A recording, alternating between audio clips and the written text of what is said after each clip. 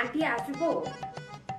Aunty, আপনাকে দেখছি সেই সকাল থেকে আপনি কাজ করছেন। আপনি আসুন তো, আমি আপনার কাজ করে দিচ্ছি। আপনি আসুন, সরে আসুন।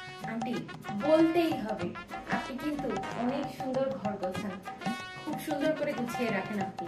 আমার খুব ভালো লেগেছে, তো নিখুঁত ভাবে গুছিয়ে রেখেছেন আপনি ঘরটাকে। আমার তোমাকে ভীষণ ভালো লেগেছে, তুমি বেশ মার্জিত।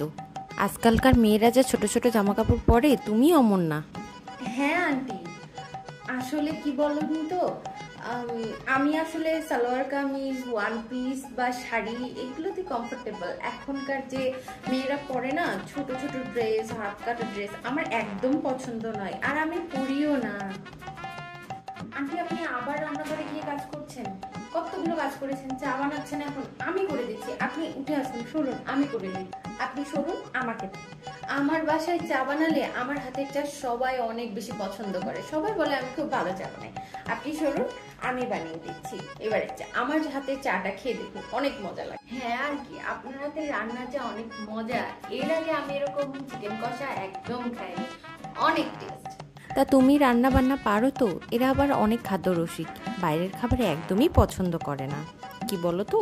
হ্যাঁ, আমি রান্না পারি তো, আমি সব রান্না পারি। আমি তো প্রতিদিনই প্রায় মাকে বলি যে সকালবেলা আমাকে রান্না করতে দাও, আমি আজকে রান্না করব। আর আন্টি জানো, রান্নার পরে সমস্ত বাসন পর্যন্ত আমি পরিষ্কার করি, এটা তো আমার রোজকার কাজ।